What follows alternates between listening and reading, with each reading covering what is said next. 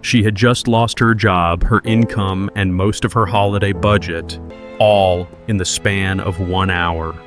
Still, Maya knelt beside a stranger who had nothing to offer her back. Her daughter watched from the corner, quiet, patient, and clutching a small object no one else had noticed. Maya did not know the old woman's name. She did not know her fortune. She only knew a shivering hand needed warmth. She still had a coat left to give. Somewhere behind a locked office door, a man who valued money above kindness had no idea. That coat was about to cost him everything. Wait, he just threw a billionaire's vulnerable mother into the street. Let's see what happens next. The rain hit the glass doors first, hard, sideways, relentless. Derek Vance walked the marble floor of Sterling Financial like he owned every square inch of it, which in his mind, he did. His shoes clicked. His shoulders stayed square. Behind the teller line, 3 employees straightened their name tags the moment he passed, a reflex trained into them over months of write-ups and cold stares. At the far end of the lobby, an old woman stood dripping just inside the entrance. Her coat was soaked through. Her hands trembled around a small, empty purse. She looked at the ceiling, then at the floor, then at nothing at all. Derek Vance stopped in front of her. "Ma'am, this is a place of business, not a shelter." The old woman didn't answer. She swayed, slightly unsteady on her feet. Derek Vance grabbed the wet umbrella leaning against the wall and kicked it out of the doorway. The metal skittered across the marble. His polished shoes gleamed under the lobby lights, untouched by a single drop of rain. "Get that trash out of my lobby right now," he said, "or I'll have you both arrested." Behind the counter, 28-year-old Maya Bennett froze mid-transaction. Her uniform was pressed but worn thin at the elbows, the fabric of someone who owned exactly 2 of them and rotated carefully. She looked at the old woman. She looked at her manager. She stepped out from behind the counter. Maya crossed the lobby in 6 fast strides. She unbuttoned her own coat as she walked, a thin winter coat with a fraying collar, the only warm layer she owned. She wrapped it around the old woman's shaking shoulders without a word. "Ma'am, I've got you," Maya said. "You're not going back out there." Derek Vance's jaw tightened. "Bennett, step away from her." Maya didn't move. In the corner of the lobby, 8-year-old Annie sat exactly where her mother had told her to sit. Backpack on her lap, sneakers not quite touching the floor. She hadn't spoken since the shouting started. She wasn't looking at the old woman, or at Vance, or at her mother. She was looking at the manager's desk where he had hastily shuffled a stack of bank ledgers the moment the old woman walked in. Derek Vance stepped toward Maya close enough that his cologne cut through the smell of wet coats and old carpet. "You are not paid to make decisions in my lobby." "She's confused, sir," Maya said. "She's cold. She needs to sit down. She needs to leave. Then you can walk her out yourself." The lobby went quiet. A teller 2 windows down stopped typing. Somewhere behind the glass, a phone rang and nobody answered it. Derek Vance reached for the old woman's arm, not gently. He pulled her toward the door. She stumbled. Her purse slipped from her fingers. The old woman went down hard against the door frame, catching herself on the handle, one knee buckling under her weight. Something small and heavy fell from the folds of her coat pocket and hit the marble with a metallic click, spinning once, then still. Nobody looked down, except Annie. She slid off her chair without a sound. She crossed the floor in unhurried steps, the way a child moves when she has decided quietly that no adult in the room is paying attention to her. She stopped beside the object, an antique brass key heavy old its teeth, worn smooth from decades of use. Annie set her sneaker over it. She didn't pick it up. She didn't look at it again. She looked instead at Derek Vance, whose back was already turned, already straightening his silk tie in the reflection of the glass doors, already certain the moment had passed. Maya knelt beside the old woman and helped her back to her feet. "I'm sorry," Maya said, quiet, careful. "I'm so sorry. Let's get you somewhere warm." 23, the old woman murmured. 41. 19. Maya didn't understand the numbers. She understood the shaking hands, the blue-tinged lips, the fear in a face that had clearly known better days. She led the old woman toward the waiting chairs, one arm around her, her own coat now soaked at the hem from the puddle by the door. Derek Vance watched them go unmoved. "This comes out of your review, Bennett." "Understood, sir." He turned back toward his office, adjusting his cuffs, already composing the write-up in his head. He did not glance at the corner where a silent, stoic little girl stood with her foot still planted over a brass key worth more than he could imagine. He did not know she had seen the ledgers on his desk before any of this started. He did not know the disoriented woman he'd just shoved into a doorframe was the mother of the man who owned the building beneath his expensive shoes. Derek Vance closed his office door, believing as he always did that he was untouchable. Across the lobby, Annie bent down. She tied her already tied shoelace, slow and deliberate, and slipped the key into her fist in the same motion. She said nothing to her mother. She said nothing to anyone. She simply sat back down, backpack on her lap, and waited. Maya settled the old woman into a chair near the radiator, the warmest corner of the lobby, the one usually reserved for VIP clients who never showed up before noon. She rubbed the woman's hands between her own slow, steady circles meant to coax the blood back into fingers gone pale and stiff. "There you go," Maya said. "Just breathe. You're safe now." The old woman nodded, though her eyes stayed distant, fixed on some point past Maya's shoulder. Her lips moved. No sound came out at first, just the shape of words repeating themselves. Annie sat down beside her, close, careful not to touch. She had chosen the seat on purpose. From here she could watch the old woman's mouth and her mother's face, and the hallway leading to the manager's office, all three at once. Derek Vance emerged from that hallway within the minute, arms crossed, radiating the particular satisfaction of a man who believes he has already won an argument nobody agreed to have. He stopped a few feet from the radiator, close enough to loom far enough to claim later that he hadn't. "I hope you're enjoying your little charity project, Bennett," he said, "because it's coming out of your hours." "I'm on my break," Maya said. "Your break ended 4 minutes ago." Maya didn't look up from the old woman's hands. "Then dock the 4 minutes." Derek Vance's jaw twitched. He hated more than almost anything being answered instead of obeyed. "Careful," he said. "I can dock a lot more than 4 minutes." Maya reached into her bag and pulled out her lunch, a sandwich wrapped in wax paper, the kind made at home to stretch a grocery budget through the week. She unwrapped half of it and offered it to the old woman. "Here," Maya said. "You should eat something." The old woman took it with trembling fingers. She didn't eat. She held it, staring at it like she wasn't sure what it was for. "Do you have family somewhere?" Maya asked, gentle. "Someone we can call." The old woman's mouth kept moving the same shapes over and over, low and rhythmic, almost like a lullaby she couldn't stop singing.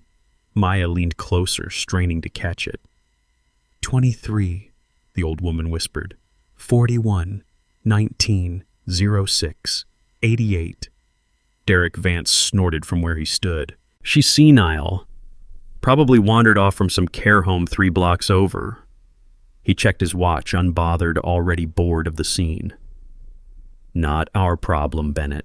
Not our liability." "She's a person," Maya said. "Not a liability." "Everything in this building is a liability until proven otherwise." Annie said nothing. She had gone very still, the way she did when something important was happening and the adults around her hadn't noticed yet. She watched the old woman's lips form the numbers a second time, then a third, always in the same order, never a digit out of place. 23, 41, 19, 06, 88. Annie counted on her fingers, quiet under the table, out of sight. 12 digits. She knew that number. She had seen it before, stamped in gold along the bottom of the glossy trust brochures stacked by the manager's office door. Brochures. Nobody read brochures. Derek Vance liked to leave out for wealthy clients who wandered in by mistake. 12 digits always broken into the same 5 groups. The format of a Sterling Trust account. Annie didn't say anything. She filed it away instead, the way she filed away everything in the quiet, patient part of her mind that never forgot a face or a number or the exact place a key had landed on a marble floor. Derek Vance turned and walked off toward the tellers, already barking about a line that had grown 3 customers deep, already forgetting the old woman existed. Maya stayed. She kept rubbing warmth into the woman's hands, kept murmuring soft, useless comforts, kept glancing at the clock behind the counter and doing the math on how much trouble she was already in. "You're going to be okay," Maya said more to herself than to the old woman. "We're going to figure this out." The old woman's whispering slowed, then stopped. For one clear moment, her eyes focused sharp and lucid, locking onto Maya's face like she was trying to memorize it. "Don't let him near the drawer," she said. Then the fog rolled back in and she was gone again, murmuring numbers, staring at nothing. Maya frowned, unsure she'd heard it right. She glanced toward the manager's office, toward Derek Vance's closed door, and felt something cold settle low in her stomach that had nothing to do with the storm outside. Annie had heard it too. She filed that away as well, right beside the 12 digits, right beside the key, still tucked deep in her coat pocket. By the time Maya's shift supervisor called her name from across the lobby, summoning her back to her station, with a clipped, irritated wave, Maya rose slowly, reluctant to leave the old woman alone, even for a moment. She packed her half-eaten lunch back into her bag without noticing, distracted, already replaying the whispered warning in her mind. She had no idea the real theft was happening one door down in a locked office on a laptop screen no one but a silent 8-year-old girl would ever get close enough to see. Derek Vance called Maya's name across the lobby loud enough that every teller within earshot stopped what they were doing. "Bennett, front desk, now!" Maya set down the stack of deposit slips she'd been sorting and walked over spine-straight chin level. She had learned over 3 years at Sterling Financial that flinching only fed him. Derek Vance stood behind the front desk with a manila folder already open, a single sheet of paper squared perfectly at its center. He didn't offer her a chair. "Formal write-up," he said. "Insubordination, unauthorized deviation from post. Failure to follow direct instruction regarding a trespassing individual." "She wasn't trespassing," Maya said. "She was disoriented. That's not for you to determine." He slid the paper across the desk along with a pen, the cap already removed. "Sign here." Maya read it once, then again, the words blurring slightly at the edges. Written up. Bonus eligibility suspended pending review. Her holiday bonus, the one she'd budgeted around for Annie's winter boots, and the overdue portion of December's rent gone in a single paragraph of corporate language designed to sound fair.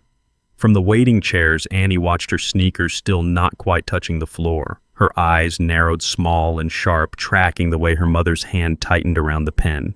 Maya signed it. "I'm not sorry," she said, setting the pen down. "I'd do it again." Derek Vance smiled thin and satisfied, the smile of a man who had been waiting all week for exactly this kind of defiance to justify what came next. "Good," he said, "because you won't get the chance. Clean out your locker by the end of shift." The lobby went quiet the way it had gone quiet before, phones, unanswered keyboards still. Maya felt the floor tilt slightly beneath her, though she didn't let it show on her face. "You're firing me," she said, "for helping an old woman out of the rain." "I'm firing you for insubordination, repeated tardiness, and a documented pattern of putting personal judgment above bank policy." He recited it smoothly, evenly, like he'd rehearsed it in the mirror that morning. "The old woman is incidental. She has a name," Maya said. "You just don't know it. Neither do you." He wasn't wrong, and that fact sat bitter in Maya's throat. She looked past him toward the radiator where the old woman still sat wrapped in her coat, murmuring her endless string of numbers to no one. Annie hadn't moved from her chair, but her gaze had shifted from her mother's face to Derek Vance's hands, watching the way he squared the write-up back into its folder, precise, unbothered final. "You have 30 minutes, Derek Vance said. "Security will escort you out after that." Maya didn't argue further. She had learned a long time ago which battles bought her anything, and which ones only cost her more. She turned toward the break room, each step measured, refusing to let her shoulders drop until she was out of his sight line. Annie slid off her chair and followed at a distance, quiet as always, watching her mother's back disappear through the swinging door. Derek Vance straightened his tie and glanced toward the old woman, a flicker of irritation crossing his face at the sight of her still sitting there, still murmuring. Still an unresolved problem in his otherwise pristine lobby. He didn't look at Annie at all. To him, she was furniture, a small, silent shape in the corner that had never once registered as a threat. In the break room, Maya opened her locker and began pulling out the small collection of things that had accumulated there over 3 years. A photo of Annie missing her front teeth, a spare cardigan, a half-empty bottle of hand lotion. She stacked them into a grocery bag with hands that had gone steady out of sheer refusal to shake. She thought about rent. She thought about the gap between her last paycheck and the next one that would never come. She thought about Annie's winter boots, the ones with the sole peeling away at the toe, the ones she'd promised to replace before the real cold set in. She did not think about apologizing. That option had never existed for her. Not really. Not from the moment she'd seen an old woman stumble toward a freezing door. The ink on the termination slip had already dried on Derek Vance's desk, sealed and filed with the same careless efficiency he applied to everything else that didn't matter to him. He had no reason to think of it again. He had no reason to think of the girl in the corner at all. Not as she watched him walk away. Not as she reached into her pocket and closed her small fist once more around a heavy brass key that had already begun quietly to outweigh everything he owned. The break room door swung shut behind Maya as she carried her grocery bag of belongings toward the back hallway, already calculating bus schedules, already rehearsing what she'd tell Annie on the walk home. She didn't notice her daughter slip away from the waiting chairs and drift toward the manager's office instead of following her. Annie moved the way she always moved when no one was watching her, unhurried, silent, deliberate. Derek Vance's desk sat just inside his open office door, and Derek Vance himself stood 10 feet away at the printer, muttering about a paper jam, his back fully turned. His laptop screen glowed unlocked, angled just enough toward the doorway that a child small enough to stand at the threshold could see it without stepping inside. Annie stopped there. She didn't cross the line into the office. She simply looked. Rows of numbers filled the screen, spreadsheet columns labeled in small gray font. Account origin, transfer destination, amount. Her eyes moved down the list, the way they moved down everything, quick, exact, retaining without effort what most people had to work to remember. One string of digits near the top caught her attention. 12 numbers broken into 5 groups, the same shape as the trust brochures by the door. 23, 41, 19, 06, 88. She didn't move. She didn't blink. Somewhere behind her in the lobby, the old woman kept murmuring the exact same sequence over and over to a room that wasn't listening. Annie looked at the transfer amount beside the number. Then at the destination account, an unfamiliar string of letters and digits, foreign offshore, nothing like the domestic routing codes printed on the deposit slips her mother sorted every day.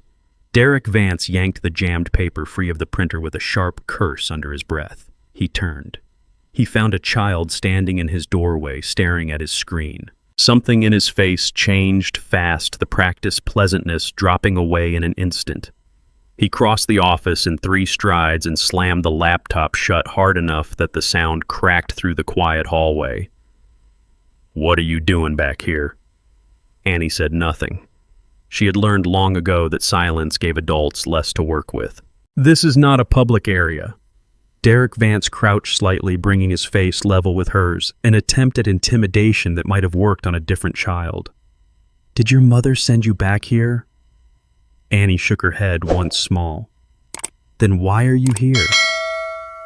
She didn't answer.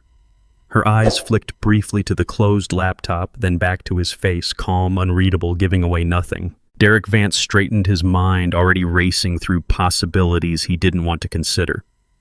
A child, an 8-year-old, probably too young to understand a spreadsheet, probably too young to remember a string of numbers glimpsed for 3 seconds through a doorway. Probably. He didn't like the word probably. He had built his entire career avoiding it. Out in the lobby, Eleanor sat exactly where Maya had left her, wrapped in the thin winter coat, still whispering the same 12 digits under her breath, oblivious to the fact that the very numbers she couldn't stop repeating had just been seen in full by the one witness in the building, small enough to be underestimated. Derek Vance grabbed Annie's arm, not hard, not yet, but firm enough to make his point. "Go sit back down," he said, "and don't wander off again." Annie didn't flinch. She let him steer her 2 steps toward the hallway before she pulled her arm free, unhurried, and walked the rest of the way on her own, exactly as if she had chosen to leave rather than been sent. Derek Vance watched her go, jaw tight, a slow unease crawling up the back of his neck that he refused to name. He told himself she was a child. He told himself children forgot things, misunderstood things, couldn't possibly connect a screen full of numbers to anything meaningful. He told himself that twice more before he believed it even a little. Still, he crossed back to his desk and opened the laptop again, this time angling the screen fully away from the door, this time closing the folder of transfer records and dragging it into a hidden subfolder buried 3 layers deep. His hands moved fast, efficient, the same hands that had shoved an old woman toward a freezing door without a second thought. He didn't call anyone. He didn't report anything. He simply told himself once more that the girl in the corner didn't matter. In the lobby, Annie sat back down beside Eleanor, arranging her backpack on her lap exactly as it had been before. She didn't look toward the office. She didn't need to. The number was already hers, filed away beside the key in her pocket, beside the warning Eleanor had whispered to her mother, beside every small piece of a puzzle that Derek Vance had no idea a silent 8-year-old girl was quietly, patiently assembling. Somewhere down the hallway, Maya reappeared with her grocery bag of belongings, calling Annie's name, unaware that her daughter had just watched a theft happen in real time, unaware that the man who'd fired her for kindness had in that same hour made himself infinitely more dangerous. Derek Vance just grabbed an 8-year-old child and is preparing to silence her mother to protect his embezzlement. If that were me, I would feel utterly crushed by an institution designed to protect thieves.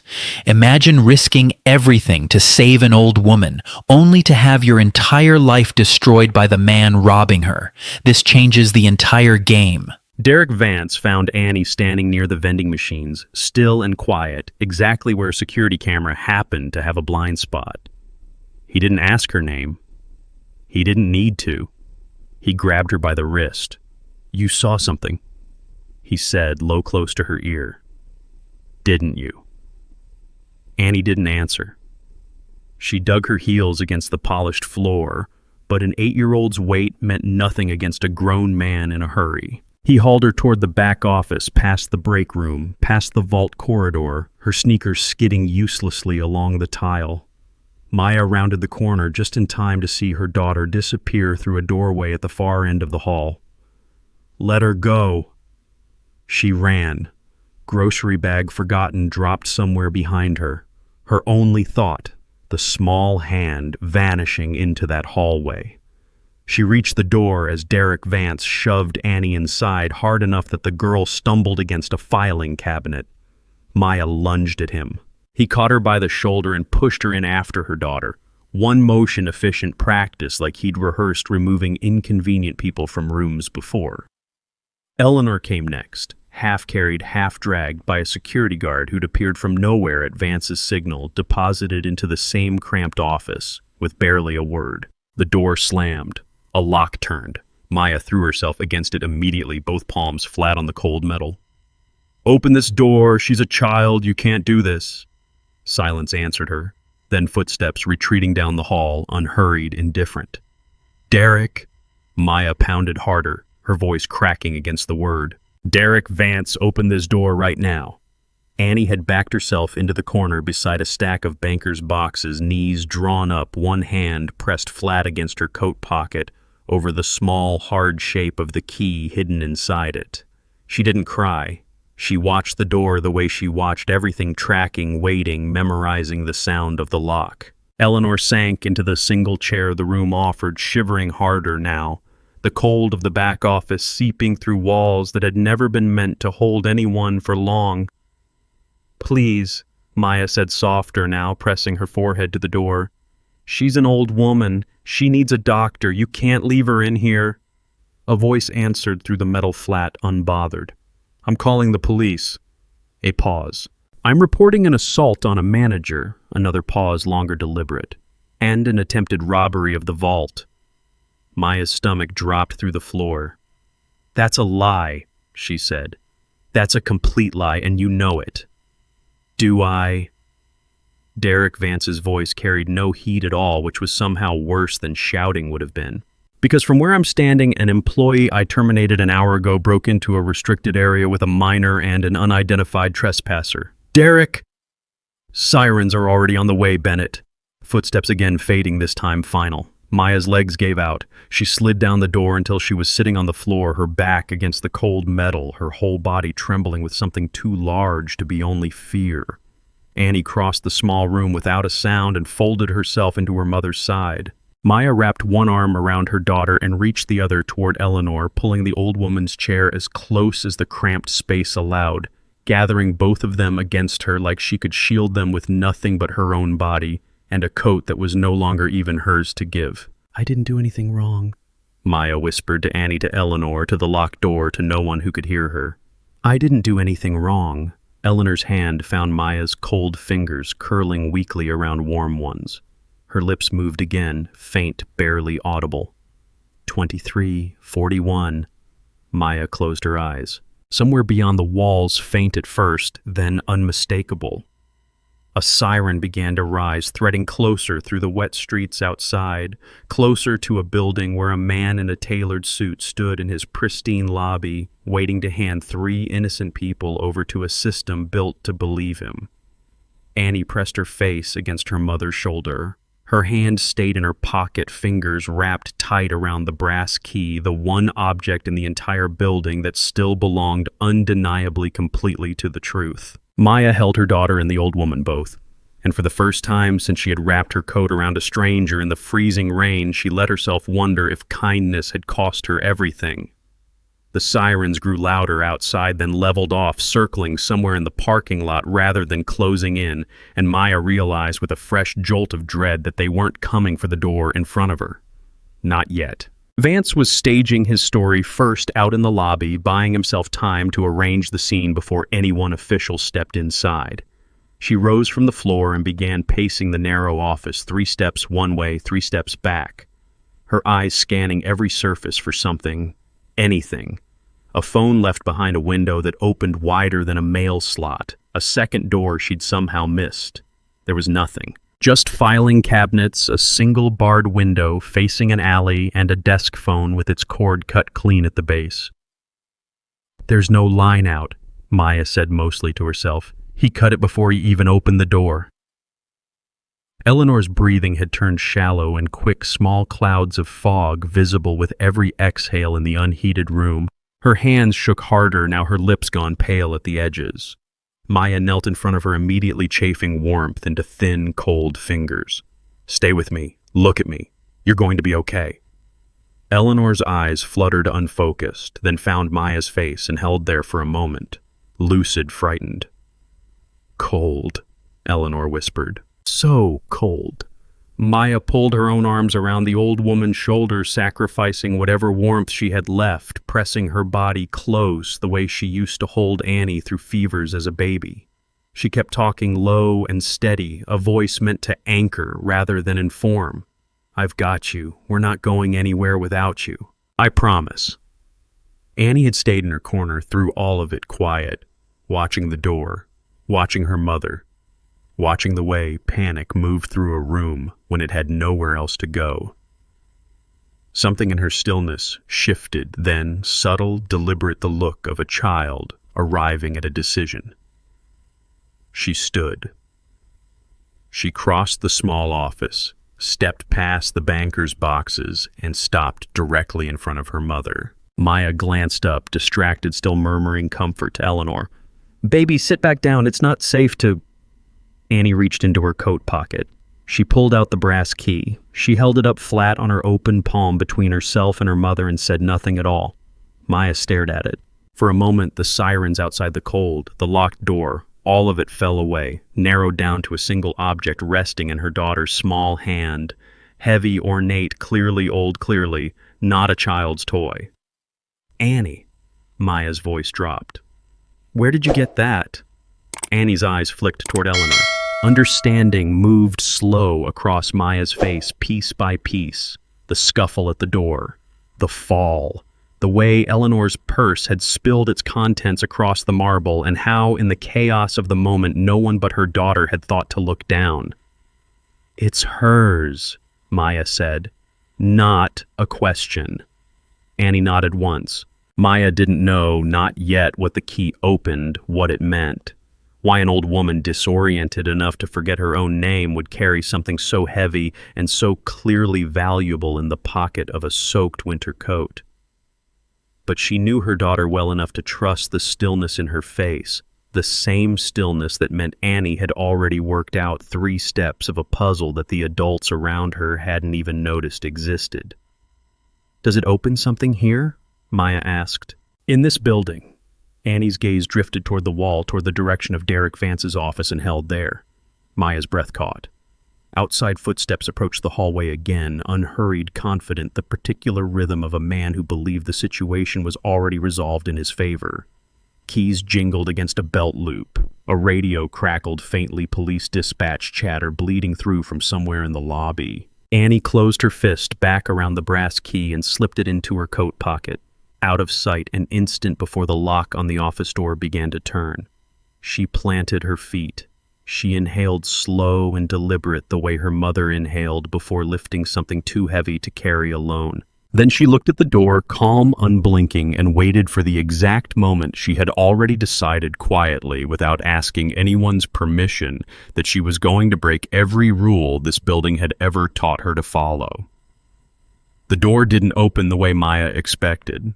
It swung inward just enough for a security guard to lean in, mutter something about processing, and pull it shut again, locked once more from the outside. Footsteps retreated, then multiplied, dozens of them, now moving fast across the lobby floor beyond the walls. Something had changed out there. Maya felt it in the rhythm of the noise, urgent in a different way than sirens, sharper, more coordinated. Annie heard it too. Her eyes lifted toward the ceiling, toward a rectangular vent panel set high in the corner of the office, the kind used to route heat through old buildings with older bones. She looked at her mother. She looked at the vent. She said nothing. "Annie know?" Maya caught the direction of her daughter's gaze immediately. "Absolutely not." "I'm small enough," Annie said, quiet, matter-of-fact, the first full sentence she'd spoken since the shouting started that morning. "You are 8 years old." "I'm the only one small enough." Maya opened her mouth to argue further, then closed it. She looked at Eleanor, shivering, fading out of time in every sense of the word. She looked at the locked door. She looked finally at her daughter's face, and found there the same stillness that had carried Annie through every crisis of this endless day, without a single tear. "Be fast," Maya said. "Be careful. Come back to me." Annie nodded once. Maya stacked 2 banker's boxes beneath the vent, and Annie climbed small hands, finding purchase, and disappeared into the dark rectangular gap above them without a sound. Out in the grand lobby, the front doors swung open, and the noise changed again. Julian Sterling walked in, flanked by 2 federal regulators in gray suits, unannounced, unscheduled, the kind of visit that existed specifically to catch a branch exactly as it truly operated rather than as it pretended to. He moved through the space the way certain people always did, without hurry, because hurrying had never once helped him get what he wanted. Derek Vance emerged from his office at a dead run, sweat already beading at his hairline. "Mr. Sterling." He extended a hand that no one shook. "This is an unexpected honor. We would have prepared. "That's the point of unannounced," Julian said. He kept walking past the tellers, past the frozen staff, toward the back hallway. Derek Vance stepped directly into his path, smile stretched thin across his face. "Sir, there's nothing back there worth your time. Storage mostly, old files. Then it'll be a short walk." Somewhere above the ceiling tiles behind them, a vent panel shifted, then popped free, clattering to the floor of the hallway just outside the manager's office. A small figure dropped through the gap, landed hard on hands and knees, and scrambled up without pausing to catch her breath. Annie ran. She cut through the hallway past the startled regulators straight into the middle of the lobby, straight into the path of the one man in the building that mattered. She stopped directly in front of Julian Sterling. Security lunged toward her. Julian raised a hand once and they stopped. Annie held up her fist and opened it. The brass key caught the overhead light, old and heavy and unmistakably engraved along its worn edge. "This opens his bottom drawer," Annie said, "and the numbers match." The lobby went utterly silent. Julian Sterling's eyes moved from the child's face to the key resting in her small open palm, and something in his expression, calm a moment ago, cracked open at the edges. He crouched slowly until he was level with her. "Where did you get this?" It wasn't quite a question. His voice had gone very quiet, very still, the stillness of a man recognizing something he never expected to see again. "She dropped it," Annie said. "The old lady," he shoved her. Derek Vance's smile finally failed him completely. "This is absurd, sir. The girl is confused. She's clearly been coached by her mother, an employee I terminated today for cause—" "Stop talking," Julian said without looking at him. He was still looking at the key. At the small, worn crest stamped into its head, one he had seen exactly once before carved into the lid of a jewelry box that had belonged to his grandmother, a box his own mother kept locked in a drawer that only this key had ever opened. Julian Sterling rose to his full height, slow, controlled, terrifyingly calm. "Where is she?" he said. "Where is my mother?" Derek Vance opened his mouth. Nothing useful came out of it. Julian turned to the nearest agent. "Get me into the back office, now." He didn't wait for an answer. He was already moving. Annie's small hand suddenly, unexpectedly gripped in his own, pulling her along at his side as he strode past a manager who had just discovered in the space of 30 seconds that the ground beneath his polished shoes had already given way. Julian Sterling stopped outside Derek Vance's office, key already in his hand. Annie's small fingers still curled around two of his own. "This drawer," he said, not a question. Annie pointed toward the desk, toward the bottom left drawer, its brass keyhole nearly identical to the one worn smooth on the key itself. Julian crossed the office in 3 strides. The federal agents followed along with a woman with short gray hair and a badge clipped to her belt who had introduced herself briskly as Agent Cole. Derek Vance appeared in the doorway a half-second later, breathless. "Sir, I really must object. The drawer contains personal items, outdated files, nothing relevant to—" Julian slid the key into the lock. It turned. The drawer opened without resistance, smooth on old hinges, revealing a leather-bound ledger tucked beneath a false bottom panel that had clearly been designed some time ago to look like nothing at all. "That's just old paperwork," Derek Vance said. "Branch archive, standard retention. Nothing that concerns—" Agent Cole stepped forward and lifted the ledger free of the drawer before he finished the sentence. She opened it on the desk, scanning columns of handwritten entries, dates, amounts, account numbers, all logged in a careful private hand that matched no digital record Sterling Financial had ever filed. "That's a burn ledger," Agent Cole said, flat professional. "Physical backup of transactions someone didn't want in the system." "That is not—" Derek Vance's voice cracked, then steadied, then cracked again. "This whole thing is being taken out of context. I run one of the highest performing branches in the region.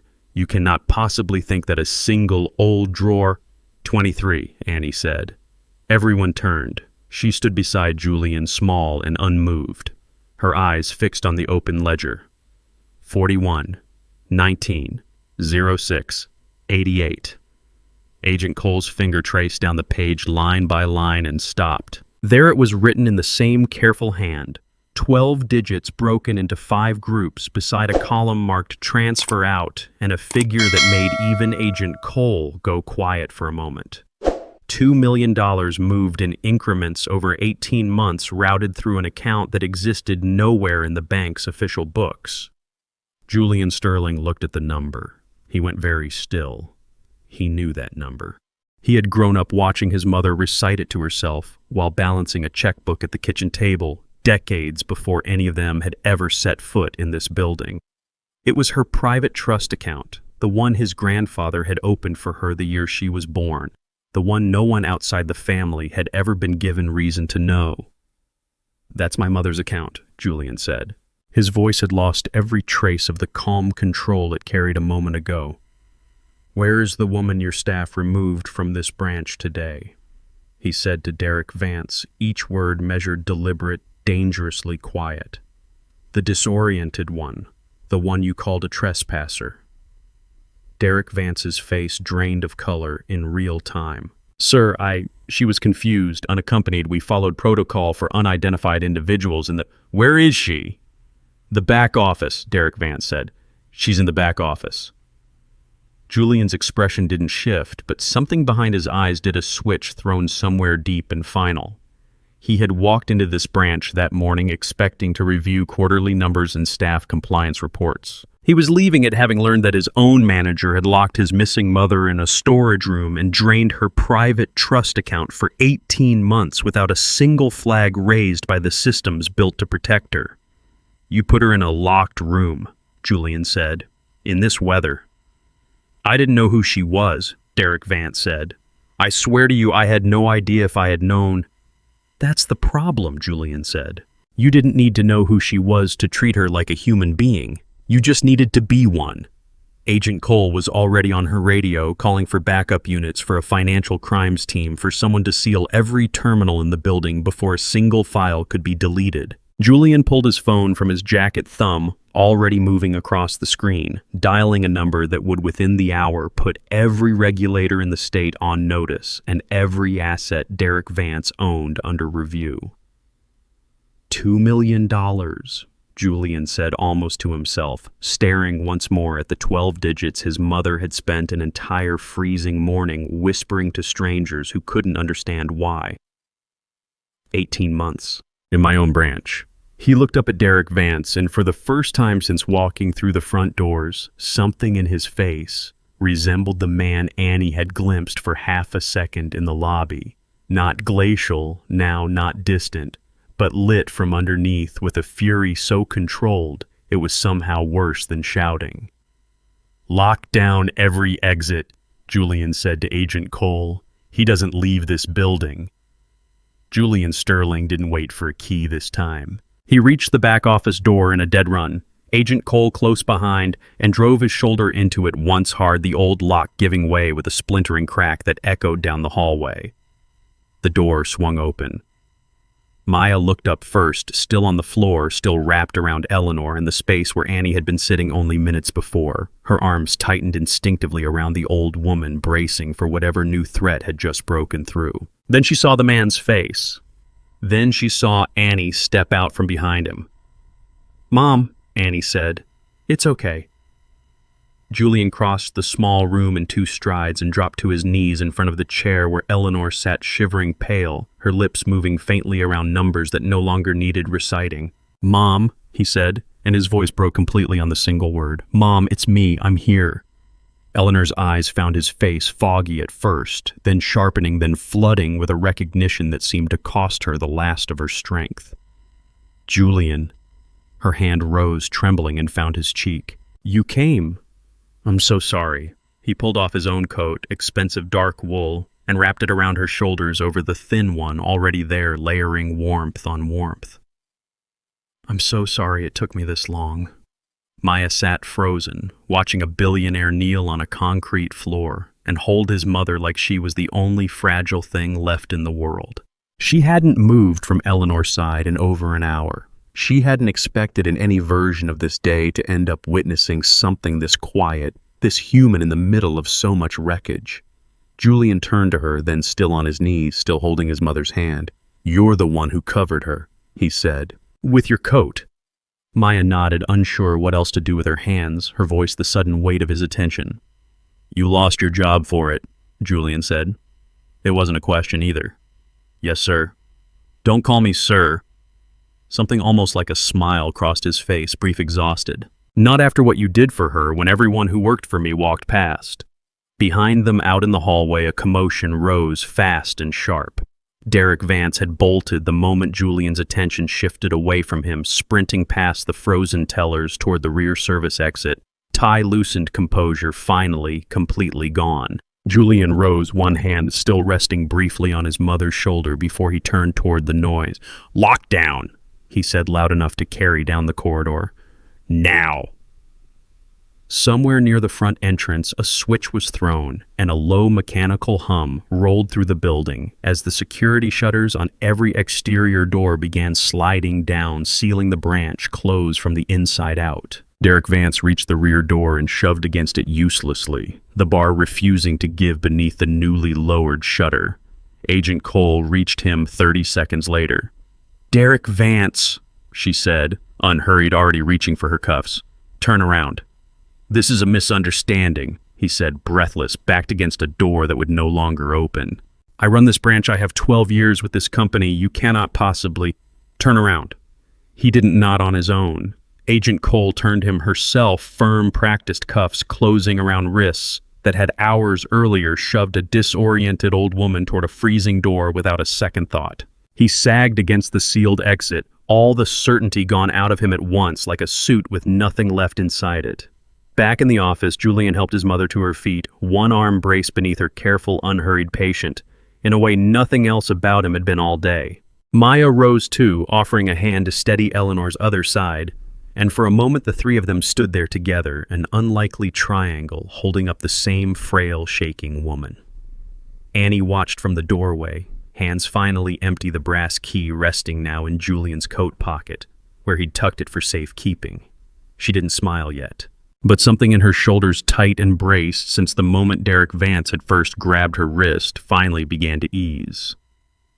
Out in the lobby, red and blue light bled through the lowered shutters in narrow, flickering bands, and Derek Vance's voice, muffled now, still protesting, still insisting on some version of innocence, faded beneath the sound of Agent Cole reading him his rights. Justice, it turned out, hadn't needed to shout at all. It had simply walked in through the front doors unannounced and refused to leave until it found what it came for.